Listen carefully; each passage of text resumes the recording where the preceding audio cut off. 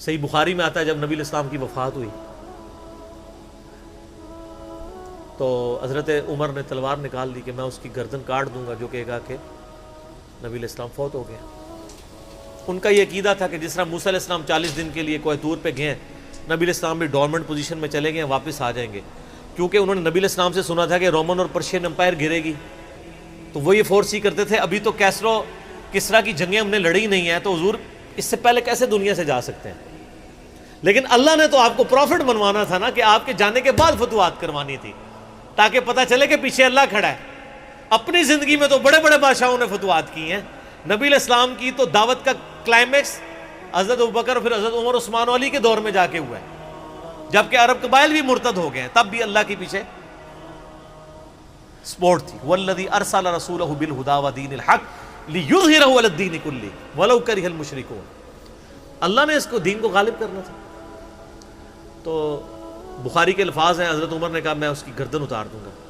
حضرت ابوبکر آئے، انہوں نے حضرت عمر کو دیکھا، اگنور کر کے سیدھا حجرہ عائشہ میں گئے، نبی علیہ السلام کے مبارک کفن کو ہٹا کے آپ کے ماتھے پہ بوسہ دیا اور کہا یا رسول اللہ آپ پہ 2 موتیں جمع نہیں کرے گا، ایک موت تو سب کے نصیب میں ہے، اب تو ہمیشہ کی زندگی آپ کو اللہ نے آخرت کی دے دی ہے۔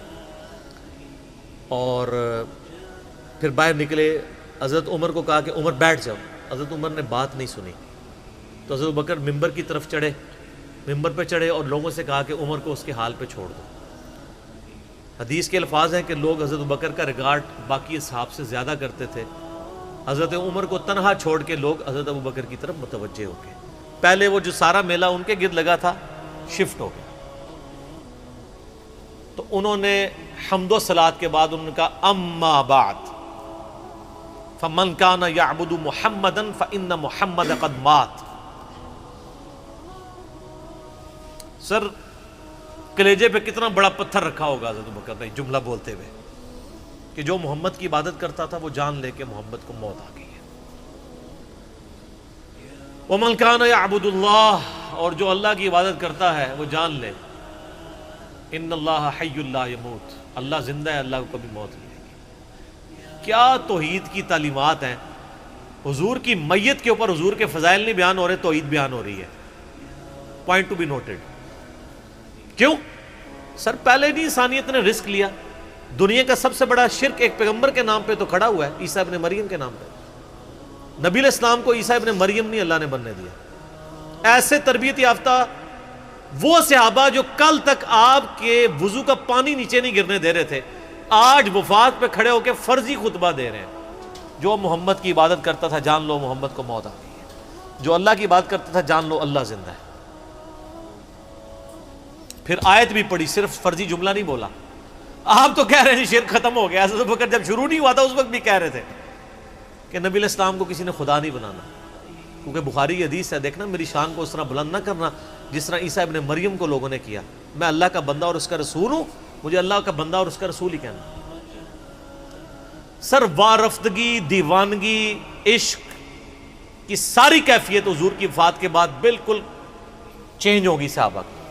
ہونا تو چاہیے تھا جو وضو کا پانی نہیں گرنے دے رہے تھے جا کے قبر کی مٹی چاٹنا شروع کر دیتے، ایسا نہیں ہوا۔ وہ تعلیمات کی باؤنڈریز کو کراس نہیں کرتے تھے۔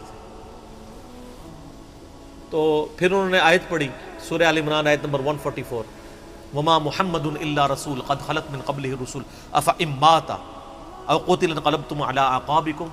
محمد تو نہیں مگر ایک رسول ہی، اگر یہ فوت ہو جائیں یا دین جو جنگ میں قتل کر دیے جائیں، شہید ہو جائیں، کیا تم دین سے الٹے قدم پھر جاؤ گے؟ جو کوئی دین سے الٹے قدم پھیرے گا اللہ کا کوئی نقصان نہیں کرے گا اور اللہ ثابت قدم رہنے والوں کو جزا دے گا۔ پھر سورہ الزمر کی آیت نمبر 30 پڑھی، انک میت وانہم میتون۔ اے نبی تمہیں بھی مرنا ہے اور ان کو بھی موت آنی ہے، تمہارے مخالفین کو، پھر تم اللہ کے حضور جھگڑو گے، اللہ تمہارا فیصلہ کرے گا۔ یہ سیدنا ابوبکر کی حضور کی وفات کے وقت استقامت تھی۔ پھر جھگڑا کھڑا ہو گیا حضور کو دفنانا کدھر ہے؟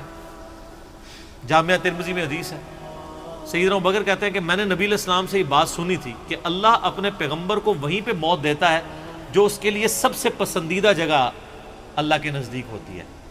تو حضور کی جو چارپائی ہے نا اس کے نیچے ان کی قبر کھودو، وہاں پہ اللہ نے ان کو موت دی۔ پہلے صحابہ میں رائے نہیں طے ہو رہی تھی کہاں دفنانا۔ پھر سنن نسائی الکبریٰ کے اندر پورا وفات النبی چیپٹر ہے، سنن ابن ماجہ میں بھی موجود ہے کچھ حصہ اس کا۔ پھر لوگوں نے پوچھا کہ نبی علیہ السلام کا جنازہ ہوگا؟ انہوں نے کہا ہاں ہوگا۔ اسی طریقے سے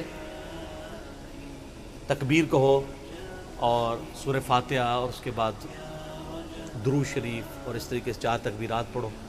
لیکن ایک فرق تھا کہ نبی علیہ السلام کو پروٹوکول صحابہ نے دیا ہے کہ آپ کی جو جنازے کی نماز ہے نا وہ جماعت کے ساتھ نہیں ہوئی۔ صحابہ نے یہ پروٹوکول دیا کہ حضور کی میت کی موجودگی میں بھی کوئی شخص امامت نہ کروائے۔ حجرے میں ایک طرف سے لوگ داخل ہوتے تھے، اکیلے اکیلے جنازہ ادا کرتے تھے، اور ڈیٹیل میں آتا ہے 2-3 دن تک جنازہ ہوتا رہا۔ پہلے یعنی مرد داخل ہوئے، اس کے بعد بچے، غلام، پھر عورتیں، اس طریقے سے سب نے جنازہ پڑھا۔ ظاہر ہے 1 لاکھ سے زیادہ لوگ تھے جنازہ پڑھنے والے۔ اس موقع پہ بھی سیدنا ابوبکر کی آپ استقامت دیکھیں، ورنہ حضرت عمر کتنے سٹرانگ اصحاب کے مالک تھے، ان کی حالت آپ دیکھ لیں۔ جب ضرورت پڑی ان کے مضبوط اصحاب کی تو کولیپس کر گئے۔ ابوبکر ہی کھڑے ہوئے ہیں، تو حضور کو پتا تھا نا میں نے مصلی پہ کسے کھڑا کرنا ہے۔ اور بخاری میں الفاظ ہیں، جب مصلی پہ کھڑا کیا فرمایا ابوبکر کے علاوہ سارے دروازے بند کر دو، صرف ابوبکر کے گھر کا دروازہ جو مسجد کی طرف کھلتا ہے، جو مسجد کا دروازہ ابوبکر کے گھر کی طرف ہے وہ کھلا رکھو، باقی سارے بند کر دو۔ تو نبی علیہ السلام کو یہ پتا تھا کہ کس لیول کا کس بندے کا یعنی ایمان ہے، اس کے اعصاب ہیں۔ اور بخاری کے الفاظ ہیں، جب حضرت ابوبکر نے خطبہ دیا، حضرت عمر کہتے ہیں میرے پاؤں میرا بوجھ نہیں اٹھا سکے، اور مجھے یقین آ گیا کہ حضور فوت ہو چکے۔ یہاں قرآن و حدیث سن کے کسی کے کان پہ جوں تک نہیں رنگتی، وہاں پہ حضرت ابوبکر کا خطبہ اور آیات سن کے حضرت عمر کہہ رہے ہیں کہ میرے پاؤں میرا بوجھ نہیں اٹھا سکے، کہ یہ تو واقعی تو قرآن کی آیت۔ اور اس میں بخاری مسلم صحیح بخاری میں الفاظ ہیں، کئی دن تک ہم جب بھی صحابہ ایک دوسرے کو ملتے تھے تو یہی آیت سنایا کرتے تھے، وما محمد الا رسول قد خلت من قبلہ الرسل افئن مات او قتل انقلبتم علی اعقابکم، کہ محمد تو نہیں مگر ایک رسول، انہیں بھی تو موت آنی ہے، تاکہ ہمیں یہ یقین آ جائے کہ حضور دنیا سے چلے گئے۔ تو یہ صحابہ کرام علیہم رضوان کی نبی علیہ السلام کے ساتھ عقیدت تھی۔ اور سیدنا ابوبکر آپ کو بالکل صف اول میں نظر آئیں گے، ٹاپ آف دا لسٹ، معاملات کو ہینڈل کرنے میں، چیزوں کو بالکل من و سنت کے مطابق ڈھالنے میں، اور ہر معاملے میں رجوع لانے کے اوپر، اور اہل بیت کے ساتھ کمٹمنٹ کے اوپر، ہر مسئلے میں آپ کو حضرت ابوبکر صدیق کی قربانیاں ٹاپ آف دا لسٹ نظر آئیں گی۔ تو بات کہاں سے کہاں شروع ہوئی، فی البدی میں تو اور گھنٹوں بول سکتا ہوں، مجھے اتنی حدیثیں یاد ہیں یہ فضائل کے اعتبار سے۔ آخر میں حصول برکت کے لیے میں وہ حدیث بیان کروں گا جو میں اکثر بیان کرتا ہوں۔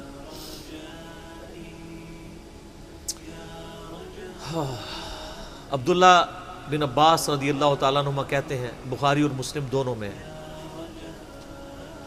کہ سیدنا عمر کی میت رکھی ہوئی تھی اور لوگ آ کے ان کی میت پہ سلام پڑھ رہے تھے، اور اپنے اپنے انداز میں خراج تحسین پیش کر رہے تھے کہ اس شخص کی وجہ سے اسلام کو کیا عروج ملا۔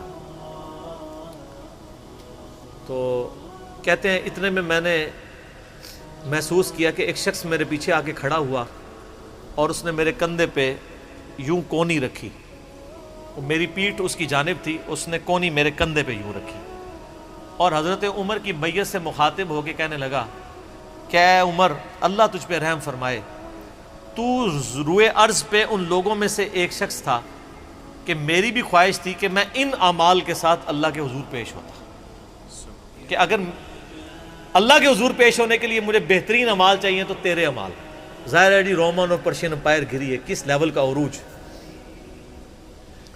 کیونکہ میں نے رسول اللہ صلی اللہ علیہ وآلہ وسلم سے بارہا سنا تھا، میں ابو بکر اور عمر داخل ہوئے، میں ابو بکر اور عمر نکلے، میں ابو بکر اور عمر نے یہ کیا، تو مجھے بڑی امید تھی کہ تم اپنے 2 ساتھیوں سے جا ملو گے، یعنی رسول اللہ اور ابو بکر کے ساتھ صلی اللہ علیہ وآلہ وسلم اور رضی اللہ تعالیٰ۔ تو یعنی نبی علیہ السلام کے بعد سیدنا ابو بکر اور پھر حضرت عمر بھی وہیں پہ پہنچ گئے۔ تو مجھے نبی علیہ السلام کے اس فرمان سے لگتا تھا جس طرح آپ اپنی زندگی میں کہتے تھے نا، میں ابو بکر عمر، میں ابو بکر عمر، میں ابو بکر عمر، مجھے پتا تھا تم نے جا کے انہی سے ہی ملنا ہے جا کے، اور دیکھ لیں قبر بھی پھر ساتھ بنی ہے دونوں کی۔ تو عبداللہ ابن عباس کہتے ہیں کہ میں نے جب یوں مڑ کے دیکھا تو وہ سیدنا علی بن ابی طالب تھے جو حضرت عمر کی میت کے اوپر یہ کلمات پڑھ رہے تھے، میں ابو بکر اور عمر، میں ابو بکر اور عمر رضی اللہ عنہم اجمعین وعلیہم السلام اجمعین۔ اللہ تعالیٰ ہمارے دلوں میں خلفائے راشدین کی محبت، اہل بیت کی محبت راسخ فرمائے رضی اللہ عنہم اجمعین وعلیہم السلام اجمعین، اور قیامت والے دن حوض کوثر پہ ان کے ساتھ محشور فرمائے، آمین ثم آمین۔